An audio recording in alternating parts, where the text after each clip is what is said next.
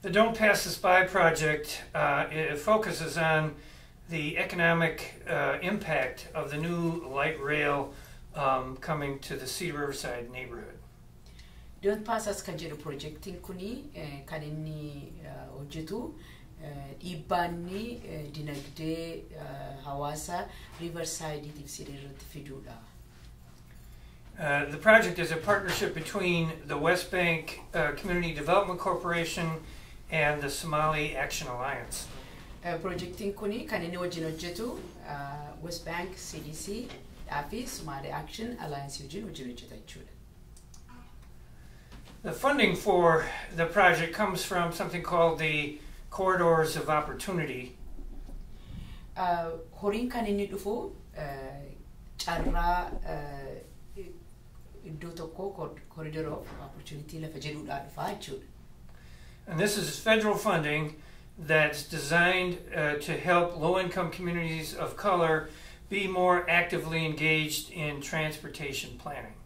Horiin kun kan inni gargaaru warrooti immigrantii wartaan biizinasii xixinnoo warra qabanii fi akka isaan akeeka kana keessatti qooda fudhataniidha. The train will come to what we call through the trench. This is Washington Avenue as it was before construction started. Egaa kuni akkasin ilaaltanii suuraan kuni trainiin kun kan inni dhufu Washington Avenue irra dhufa. This is the construction going on now. Kuni waan amma ijaaramaa jiru jechuudha. And this is the station, and the trains will happen on either side of the station, and as you can see there will still be 2 lanes of auto traffic. Akkuma agartanii kun lamaanii gaanii garlachuutiini lafa training gidduu ba'u jechuudha. Another important thing that's going to be happening is that this is the location of the station. Wanti baay'ee barbaachisaa ta'e asirratti sin agartanii lafa ammaa sin agarsiifne kana iddoo kanattitu stationin dhaabbata jechuudha.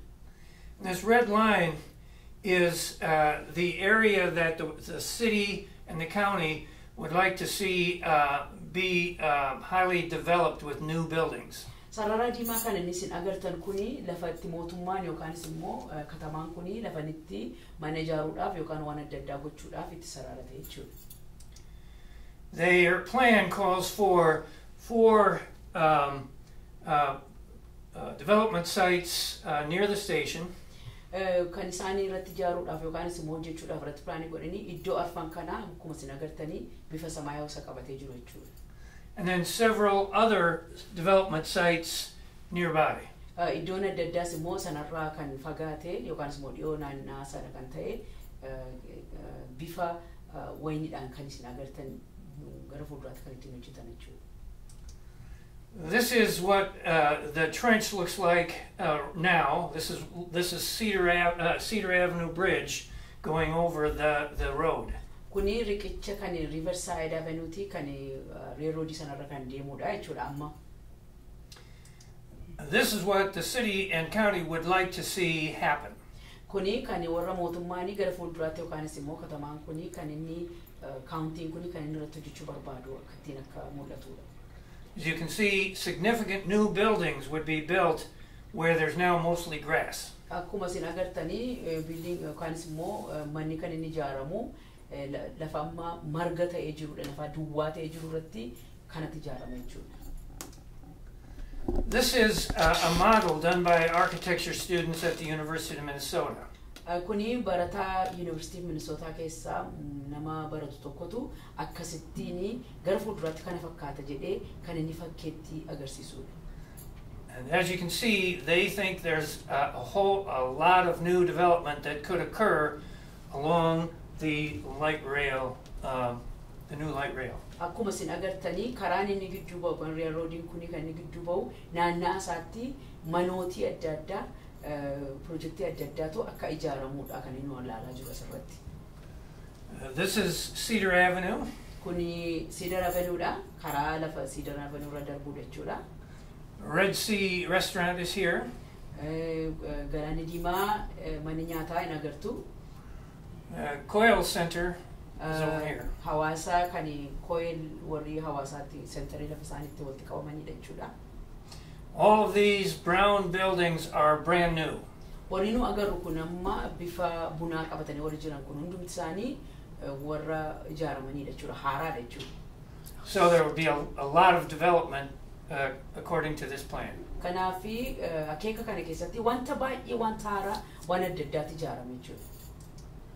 This is a different architectural rendering of what might happen. Kun immoo bara nama biraa nama waa'ee mana ijaaruudha kan beekanii kana akkasitiin qopheessee dhiyeesse. Again, this is Cedar Avenue. Ammas akkuma agartan harka isaatiin akkasitti agarsiisaa jiru Cedar Avenuedha kuni. This is the Red Sea restaurant. Galaana Diimaa mana nyaataati. This is the stairway down to the light rail platform. Akkuma isin agartanii sattiin ol ba'anii gadi bu'anii kan railroadiidha kana karaa isaaniitiin ol ba'anii gadi bu'an jechuudha. And all of these are new buildings here and here. Kan nu agarru hundi isaa kuni waan haaraa mana haaraatti ijaaramaa jechuudha iddoo kanatti. So, what is our message? Egaa ergaan keenya maanni? First of all, the light rail is coming. Ni jalqabaa railroadiin dhufaa jira. And it's a good thing, but there are some dangers. Baay'ee gaariidha inni dhufuunsaa akkasumas immoo rakkina guddaa baatee fidee dhufa. The question is, will immigrant businesses be displaced? Gaaffiin ni jalqabaa warri biizinasa xixinnoo qaban kuni iddoodhaa baduu. And as we'll show you, this often happens in other parts of the country when light rail comes. Isa dhugumaa isaa haasa'uudhaa fi eeyyee biyyoota adda addaa keessatti yommuu wanta akkasii dhufu warri biizinasa xixinnoo qaban kuni iddoodhaa akka badan hubanneera. And other small businesses may be displaced as well. Eeyyee akkuma dubbatame warri xixinnoon warri ta'anii biizinasa warri xixinnoon warri ta'anii hin badu dhuguma. Now, our message is that we can survive this as a community. Nu amma gaa ergaan keenya isinii fi itumallee hin badu jennee dura dubbanne garuu akka hawaasaatti harka wal qabannee jiraachuu hin dandeenya, dhaabbachuu hin dandeenya. But we have to work together to do that. Dhaabbachuudhaa fi of ijaaruudhaa fi baduu dhiisuudhaa fi walii wajjin dhaabbachuu turre. Okay, this is what the neighborhood begin to look like in the future. Kuni gaanii naannoo keenya yookaanis immoo hawaasi keenya gara fuulduraatti kana fakkaataa jechuudha. It's what's called an upscale neighborhood. Kuni gaanii fooyya'ee gaarii ta'ee akkaataan itti mul'atu jiru gara fuulduraatti. This is what we look like now. Amma kana fakkaata. So there's going to be a lot of change as the LRT comes into the neighborhood.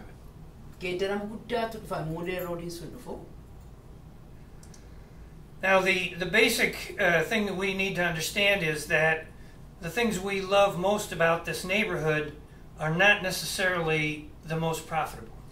Kani unduma keessa hundee kan ta'e kan nuyi rakkine jenne yaadne jirru wanti nu gaariidha jenne yaadnu wanta bu'aa nu buusu miti wanti nutti gammannu.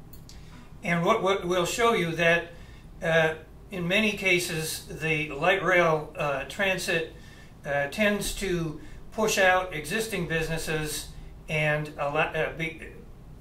existing businesses are pushed out by more profitable businesses.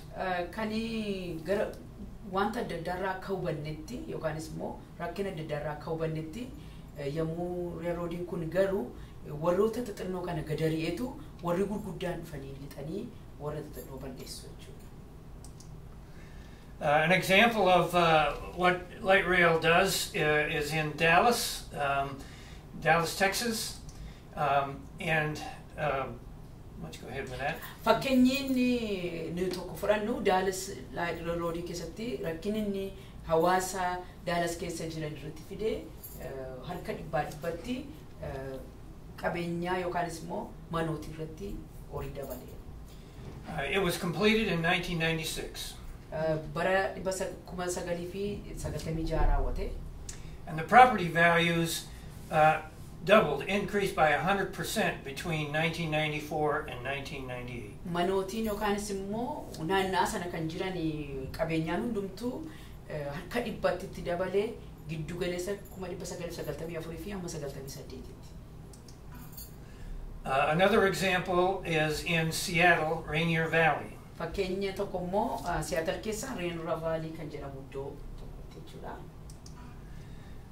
The neighborhood before the LRT was the home to Vietnamese, Ethiopian, and Somali businesses.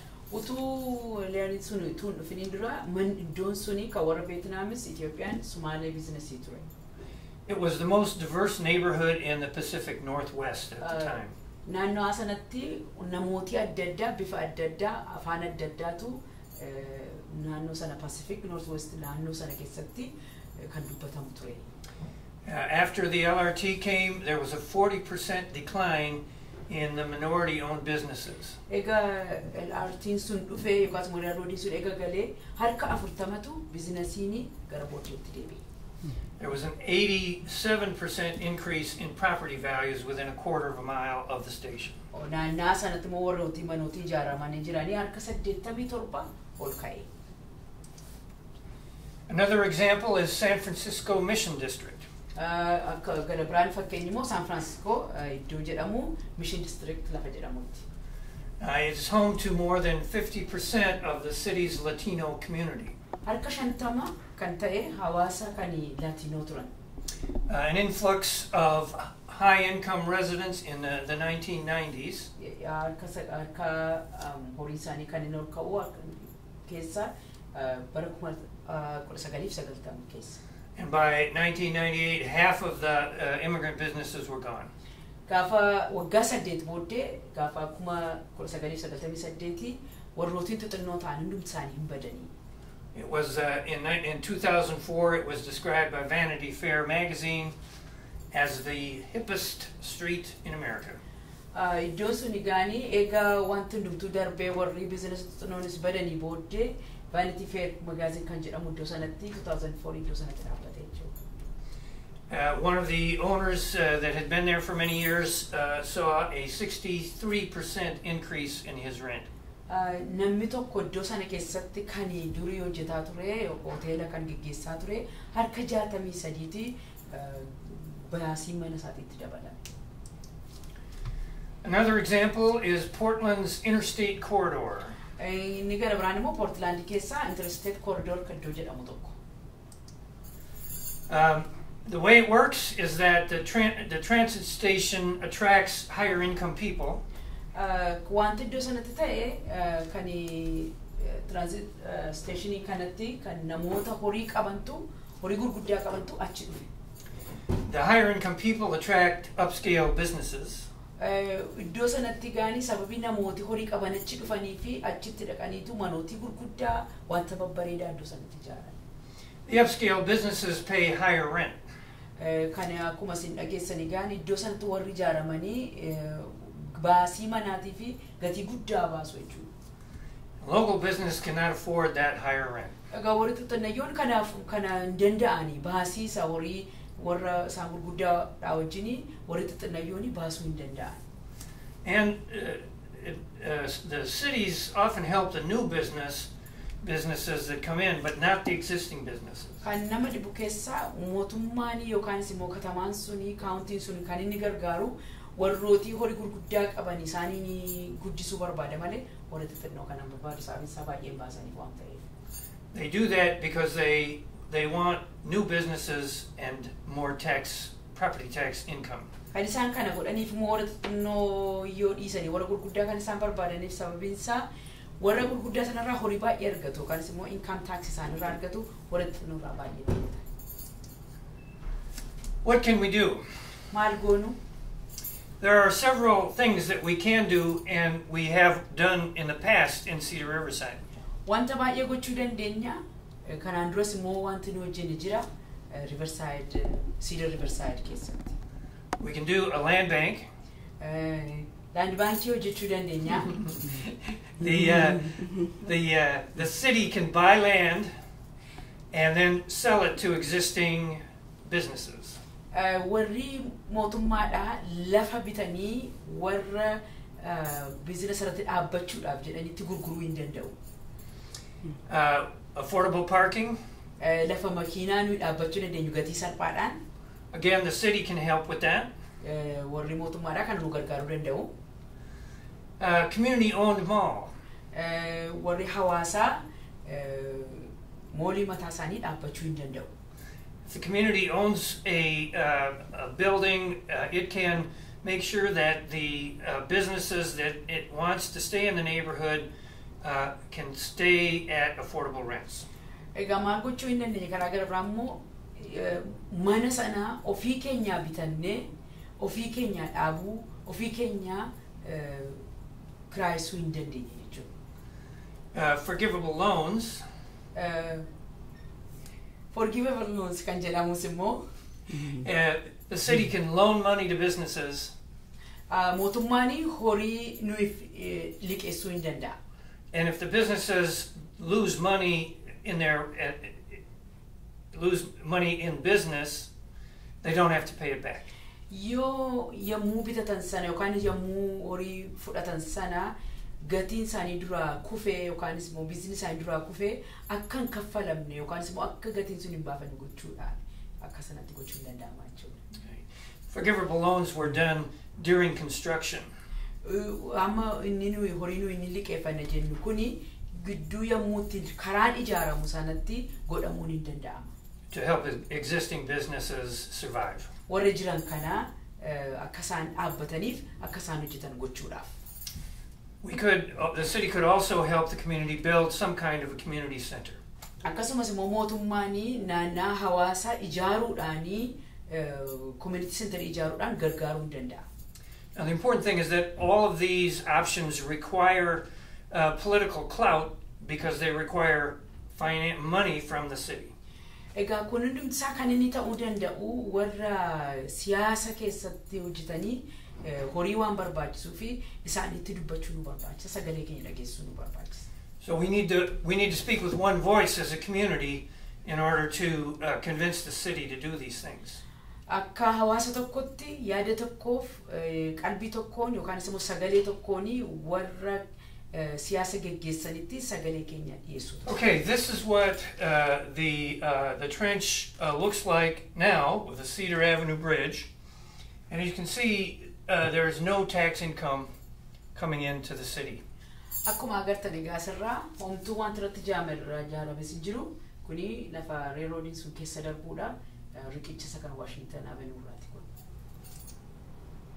If the new development the city would like to see does occur, yoo mootummaani kana mana irratti ijaaruudhaaf yoo barbaade substantial amount of new property tax income will go to the city.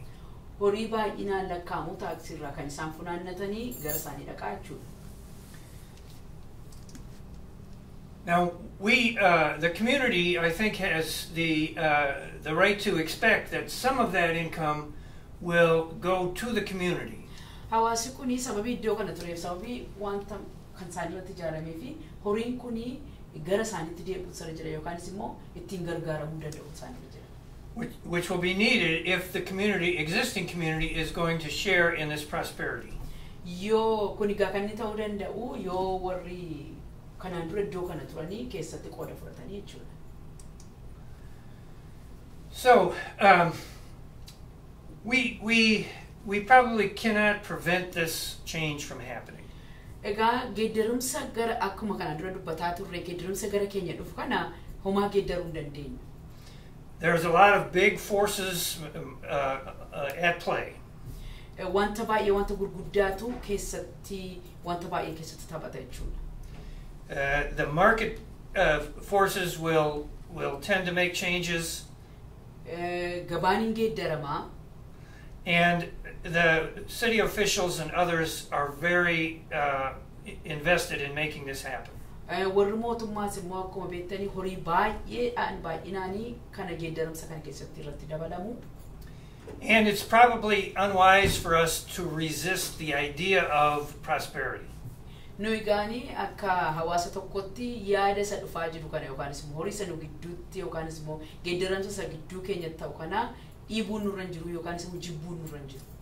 But it's completely appropriate for us to insist on being part of that prosperity. Kan inni gochuu dandeenyu kan akka hawaasaatti akeeka isaan baafatan, dubbii isaan dubbatan, ajandaa isaan qaban, waan isaan qaban keessatti qooda fudhachuu hirmaachuutu jira.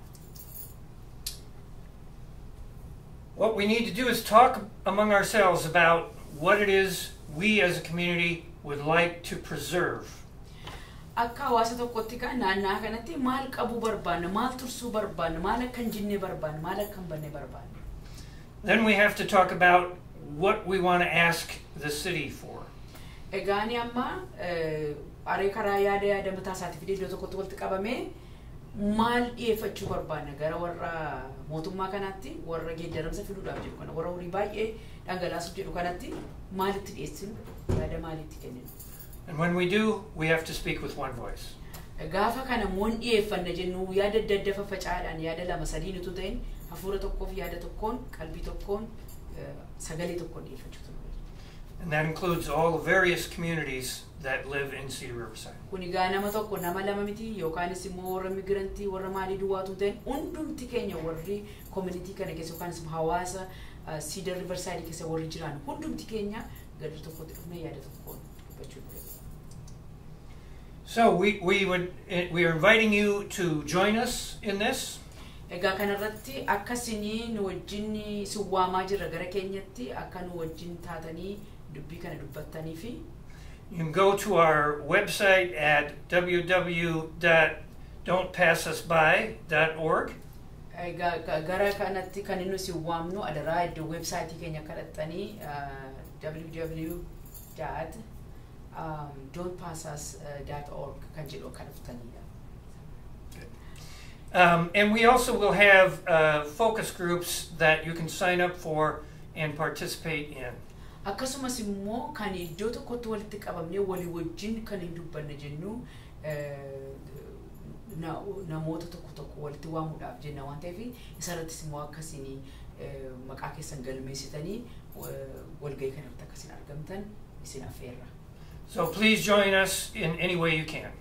Amma karaa madandeessaniin adaraa nu wajjin hirmaadhaa jennee isin affeerra. Thank you. Ulfaadhaa.